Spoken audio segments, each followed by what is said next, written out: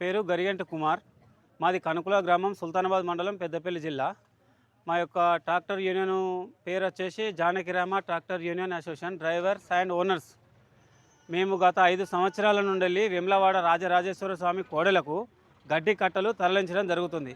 దాతల సహాయ సహకారాలతోని పోయిన సంవత్సరం 40 ట్రాక్టర్లు తీసుకురావడం జరిగింది.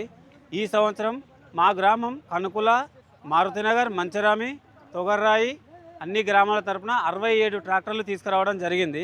మమ్ములను ఆదర్శంగా తీసుకొని చుట్టుపక్కల గ్రామ ప్రజలు కానీ ఎవరైనా సరే దాతలు ముందుకొచ్చి కోడెలకు పశుగ్రాసం ఇవ్వాలని కోరుచున్నాము.